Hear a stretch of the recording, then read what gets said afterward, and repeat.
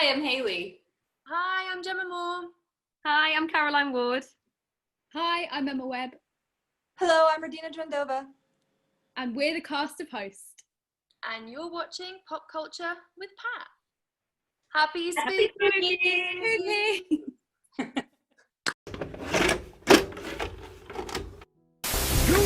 Would you be willing to trace all the different numbers? Hey guys, welcome back to Pop Culture with Pat.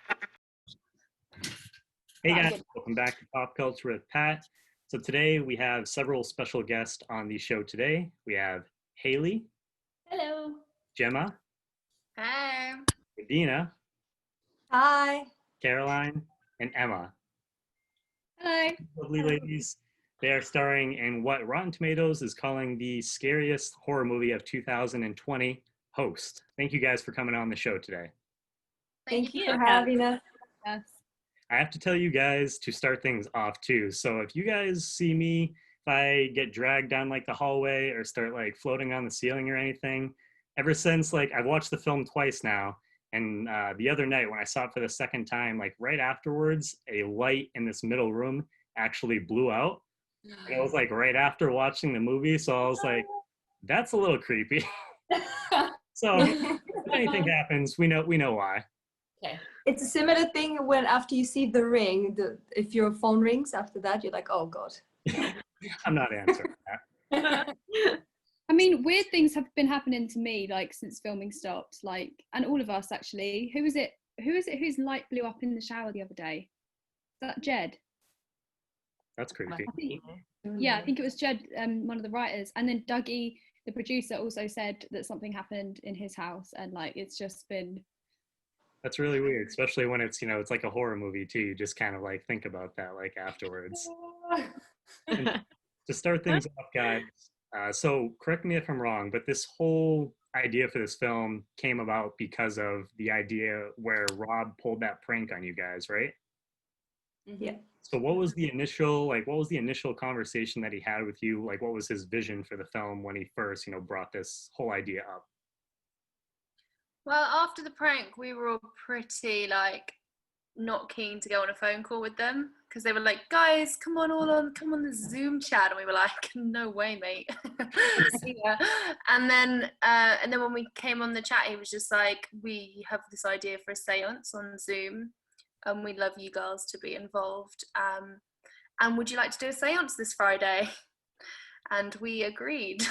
We agreed to do that, but we did. I heard the seance was pretty interesting, right? Yeah, a lot of what happened in the film actually stemmed from the seance. Little things that like the medium cut out. Jemma had something happen in her house. And jumped up a loud noise and started crying. And did anyone? I think Emma, something happened with you too. Yeah, my candle, this is the actual candle. Yay. They were like, if you're there, do something really obvious, because it was like kind of hitting the peak of the seance. And then my candle flame just went like to the side, like from straight up, and I was just like, You're just like, and I'm done. Well, that's funny. And one of the biggest reasons why I think, personally for me, why this film I think works so well is because it just feels so like authentic. And I'm curious as to see, what your guys' opinions are. Why do you think, why does it come across that way? Well, first of all, I think it's because we're all friends. We all know each other from for quite a while. We're very used to working together. Also, we trust the team. Our director Rob Savage and producer Douglas Cox and Jet Shepard, the writer, like we've all worked with them before. So it's immediate. Like when you trust someone, you give 100% and they give 100% back. So it was very productive on both sides. And also I think because the dialogue was mostly improvised, we had a rough script, sort of like bullet points of where we need to reach, like from A to B, but how we get there was entirely up to us. So we improvised a lot of it, if not almost all of it.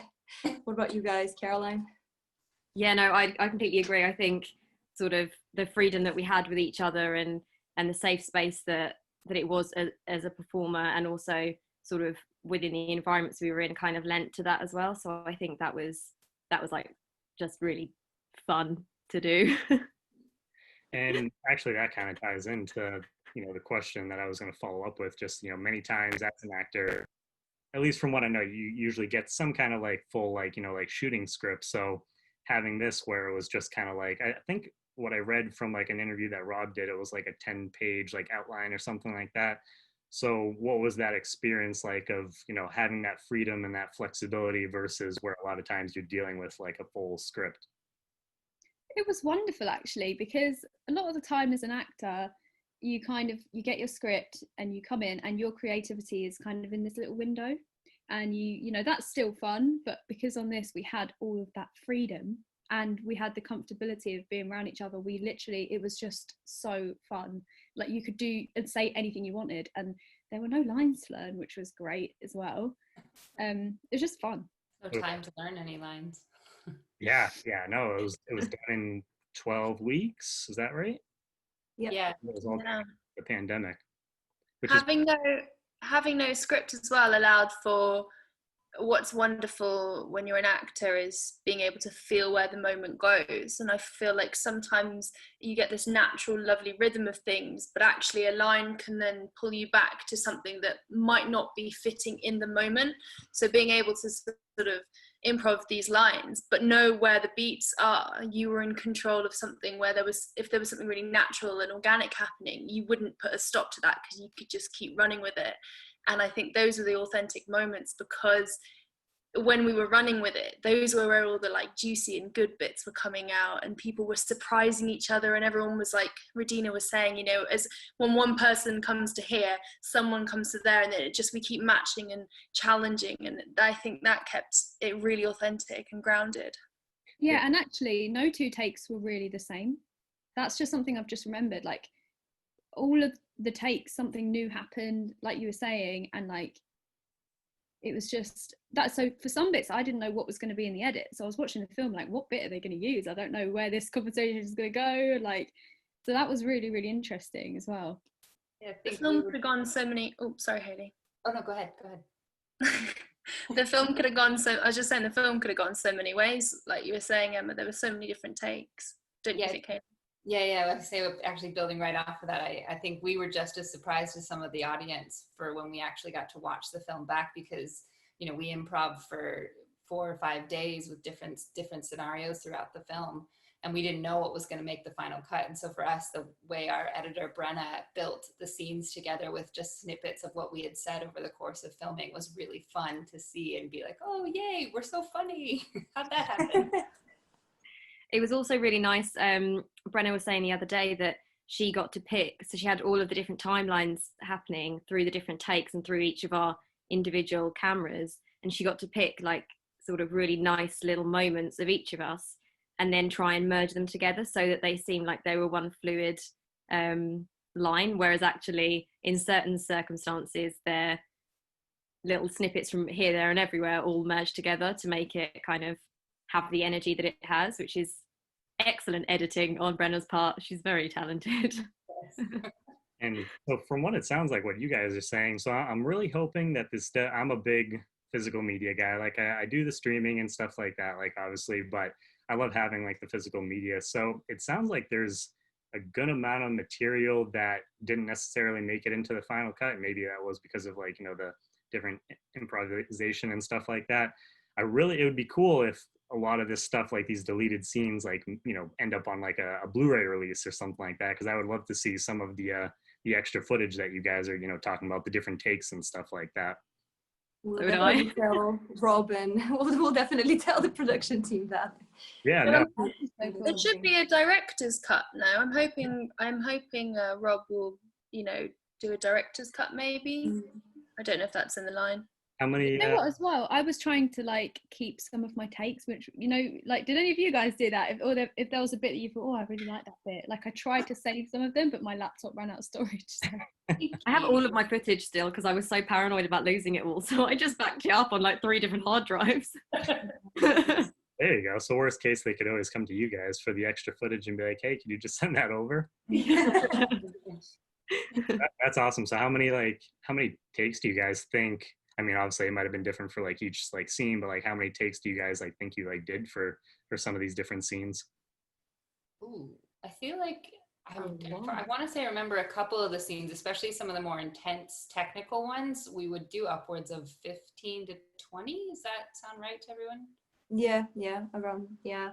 Usually I want to say around 8, 9, 10. That's the usual amount of takes that Rob likes. But then if it's very technical, as Haley said, we would go to 20. What's different about filming as well on Zoom is that there's no reset. So we never had that respite of going back to the trailer and having hair and makeup like retouches while they do light changes. So within the takes that we had, there would be, you know, like around 8 or 9 takes, but actually within those takes, the resets that we have, there was 4 or 5. So then that's, my maths is terrible, but whatever the maths is there. Beautiful mind in the back of my room. Some of the bits were like, oh, go ahead. Sorry. Some of the bits, like, I'm sure we only did them once. Like when we were going through some of the improv bits, like it was just like, woo, that bit's done. Like just one take. And then the bit with me and the blanket, like me and Rob and Dougie all came to an agreement that I probably did it like 150 times, like including rehearsals. So it's just like random. I think we also had to do a few more takes sometimes because we were our own crew essentially. So we had to be the cameraman, we had to take care of the sound, we had to take care of, you know, our background to be exactly the same as it was yesterday. So because we had to think of all of these things, if we forget to press record, we would just be like, oh God, no, we forgot to press record. So we had to do another take, obviously. And then maybe like on the microphone, maybe it needs changing batteries. So it's like, okay, we need to cut because I need to change my batteries. So this is also why we ended up having so many takes. I was actually asking you guys too, if, you know, as far as like, what were some of the biggest challenges that you guys had to face where you guys were doing a lot of like, you know, your own like stuff, like, so it sounds like, you know, just like making sure stuff was recording, batteries, stuff like that. What about like everyone else? For me, it was sending the files every day, and that pressure of knowing you've got all this footage on your phone and it had to go on the hard drive and it had to be sent over. For whatever reason, everyone else could do it great, and like my files didn't want to send. I mean, it'd be like really big amounts of files, and like it wouldn't just go over a simple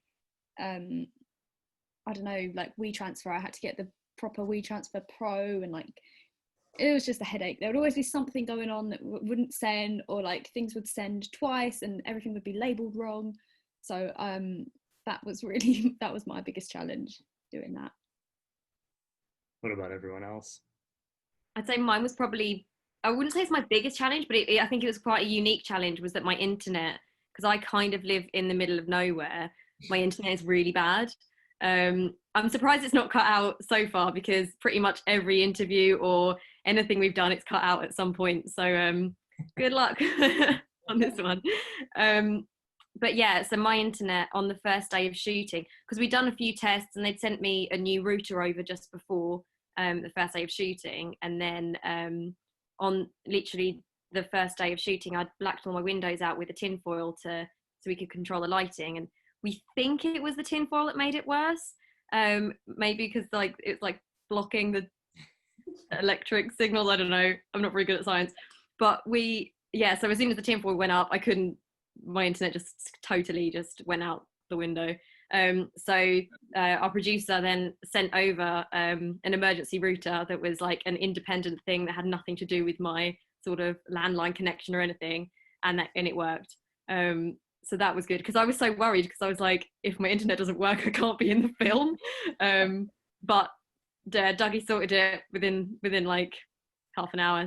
So it was. I think what I was worried about in the beginning was because we had to think of all of these technical stuff, I was worried that it's going to compromise my acting, and that my brain is going to be constantly thinking about, oh, is this recording? How about this? Is the batteries like, well, you know, and then, but to be honest, Rob Savage is such a good director, so that's why he's just like very good at easing you in, and it's okay. And it was okay to make mistakes. It was okay to try new things.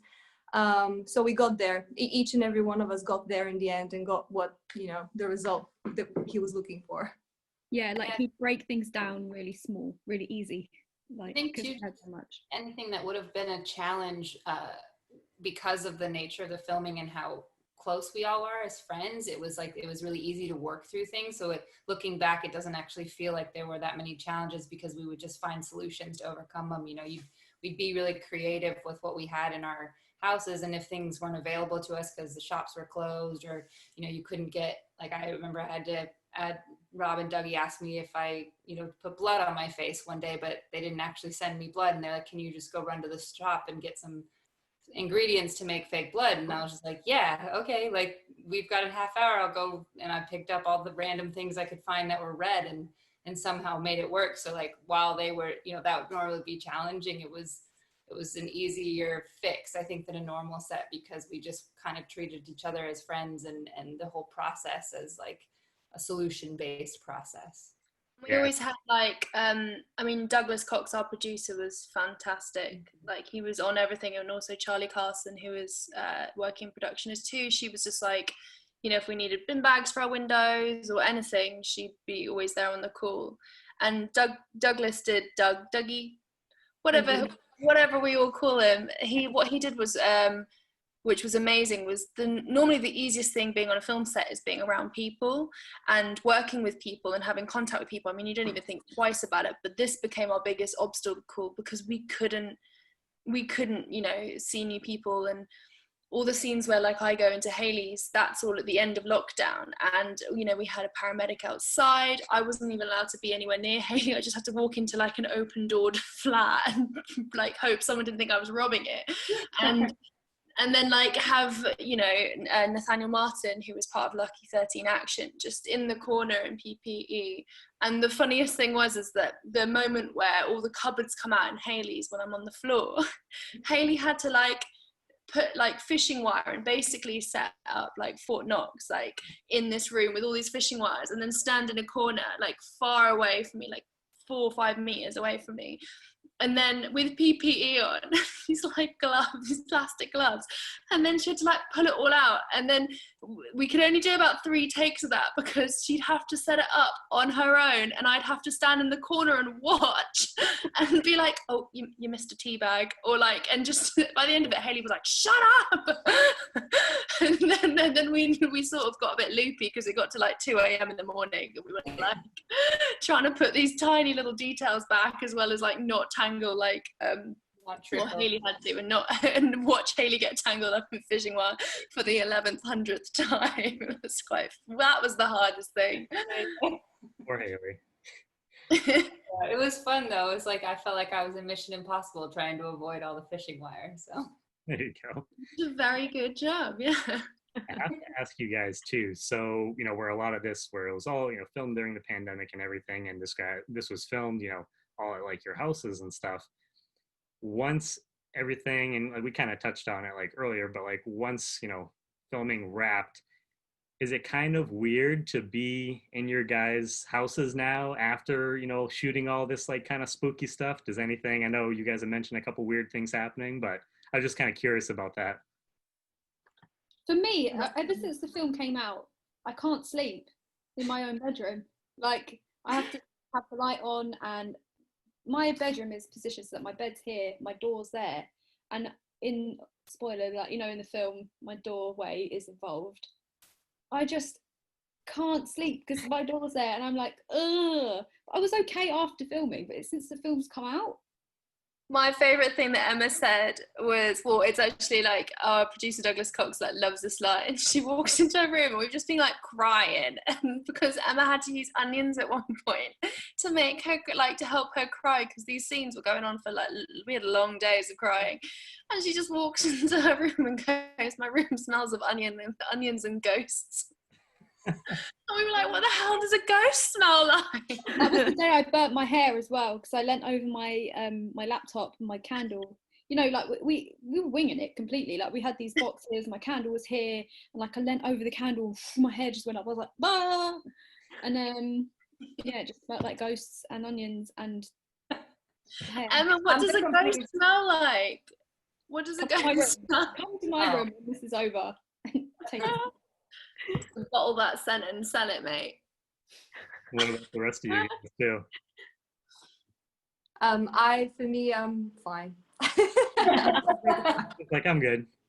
She's like the coolest person. I'm okay. I do have trouble sleeping if I watch a horror film though, because like before, as part of the prep, Rob asked us to watch Paranormal Activity 3. So I watched it, and I couldn't sleep that night. I slept for like 4 hours, maybe, hopefully. But yeah, after the filming, I was like, oh, rest. So I was fine. Caroline? Yeah, I mean, it hasn't affected me sleeping or anything, but I've kind of noticed now how creepy my house is. Just because when we were prepping and we'd like do the walkarounds, everyone kept pointing out things in my house that were creepy. So now I keep seeing stuff and I'm like, yeah, fair enough, that is kind of weird. But it hasn't sort of, I can sleep anytime, anywhere, so I'm sticking with that. That's not a habit I want to lose. Guys? Yeah, I feel like I'm all right because I use most of my flat to film in, but I do, if that hallway is dark and it's at nighttime and all the lights are out, I do notice I've started to turn on the lights before I walk through it. Just it's a little too long and a little too dark, and you just never know. So yeah, I'm sorry. I have to tell you too, like, so I love like horror movies, like, I see I have like a ghost like shirt on, everything like that. I love watching horror movies. I don't usually get like scared, and you guys, like, I have to say, like, bravo to you guys, because I was watching this movie by myself, it was like late at night, and that ending scene when you guys are, going down the hallway, spoilers, and when that demon thing like pops up on the screen, this doesn't have, like, if I get scared, sometimes I get creeped out, but like I never like verbally say something at the screen, and I just remember being like, holy shit. My fiance, she was sleeping, and the AC and stuff was going, so she couldn't like hear me. But like later, even that night, I remember waking up at like 4 a.m, and I was kind of like groggy and everything, and all of a sudden the cat was like sleeping above her, and it sneezed, and I was just like, Jesus Christ. So that night I was definitely a little spooked. So I have to say, good job as far as like that goes. To kind of end things, with the interview, I wanted to ask you guys like real quick, as far as like, again, spoilers, the death scenes for your characters. And I wanted to start off with you, Caroline, because that, I think, out of like all the deaths, that one, like when you first pop up on the screen and kind of comes out of like nowhere, and your head, you're like smashing against the screen, I was just like, oh my God. So could you just like, you guys talk about like, filming like the different death scenes? Yeah, so I loved filming my scene. It was really fun because I got to do all of my own, apply all of my own prosthetic makeup for it, which was great because Dan Martin, who is an amazing FX artist, he made the prosthetics and sent them to my house, and then he gave me a tutorial on applying them. So I got to do that side of it as well as the performing side, and it was such a fun day. I absolutely loved it. And then obviously, because I knew it was coming, and I knew kind of roughly, because the scripts were largely redacted, so we didn't know like a lot of what was actually happening.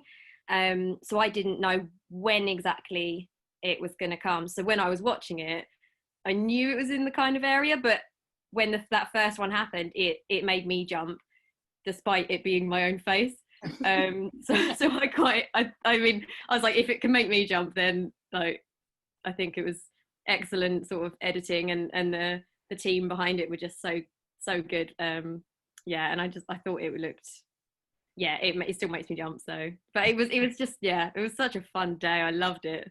It was really good. You got anyone else? Haley? I think the first death scene the first death was actually in my house. The first death that we filmed was Alan's death. So we had Nathaniel again from Lucky 13, our stunt guy, who's awesome. They came at like 8 a.m. and started building this rig, and he had to stay in the air for such a long time because basically they lift him up, and there's a queue where I come to the laptop and then he falls down. but that was a whole scene. So I had to come around the corner, chopped on the phone, and I noticed that my oven is burning, something's going on, and that's like 3 or 4 minutes of a take, and then Rob is cueing everything through Zoom. And all that time, Nathaniel was just like standing in the air, kind of like a Mission Impossible person, because like he can't relax really. That's brilliant. I never knew that. Yeah, and then and he had to do that quite a few times, just fall. So that was it was cool because it was the first day. Nobody knew what they were doing. Everything was just like a big experiment, and everybody was super excited to just do it. And yeah, that's been my experience. It was such a fun day. Nathaniel, not so fun for him, but he did a fantastic job. Poor Nathaniel had to come over to my house right after that, and we did the stunt pull with me through the doorway. And I was cool. I had they got to rig me up with like a body protective suit, and so my elbows and joints and everything was protected, and teach me how to fall on a crash mat. And then they took the crash mat away, and then I just had to fall on my floor, which surprisingly does not hurt when you do it correctly. And hats off to Lucky 13 Action, Matt and Nathaniel, for teaching me so well to do it in such a short amount of time too. They're legends. And then they just had ropes around, like one rope around an ankle to kind of give me a little boost of like, okay, now's when you lift your leg up. And then I had a harness, the rope on my back, so that they could pull me out the door. And so I had Nathaniel and my partner Kieran down the hallway, just ready to just yank as fast as they could. And the one that made it in the cut, I'm not supposed to hit the wall. I'm supposed to go straight through the door. And that was just my own fault for not following instructions correctly. But I remember I went through the door and, it slammed shut. And then everybody's like, oh my God, are you okay? Are you okay? And I was like, woo, let's do it again. This is awesome. Like, doesn't hurt. Like, I was completely protected the whole time. It was just so fun. So I was really worried about you when I watched it for the first time, when you banged past the door, and like I was like, oh my God. I kept watching it like, oh my, how have you done that without nearly dying? My death scene, sorry. No, go on. Oh, mine is quite drawn out, and apparently my house is in like 5 different houses, so like it would cut away to different people's houses. So I mean, even though it was quite like long and drawn out, I didn't have to do all of it, which was quite handy for me. And yeah, I had the 2 stunt girls, Ginny and Anna. And Anna. And yeah, and so they took beatings for me. Thanks for them. But yeah, I really enjoyed it. And yeah, the blanket throwing part was excessive. We did it like 150 times. But yeah, it was great fun. And it ended with me out the window with my phone going, ah! Like that. In this whole thing, I'm sorry to interrupt, I just think we need to give a big shout out to the VFX person, Steve Bray, because he is absolutely fantastic. He also spent so many hours doing the effects, and it works brilliantly. It works amazing. So yeah, that's all I want to say. Shout out to Steve. Hey, Steve. Yeah, I was gonna say, do you guys have anything else you wanted to say like real quickly before wrapping up? Thanks for having us. Yeah, shout out to thank you everyone for watching and supporting. It's really lovely when it's a group of friends coming together, and we just really enjoyed creating this. And we had everyone's professional and fantastic at what they do, but when we were making it, it felt like hanging out with pals on Zoom and sort of experimenting. So for it to be received so well and with such open arms from the horror community and from the film community, it's been so heartwarming. So everybody, thank you so much for watching.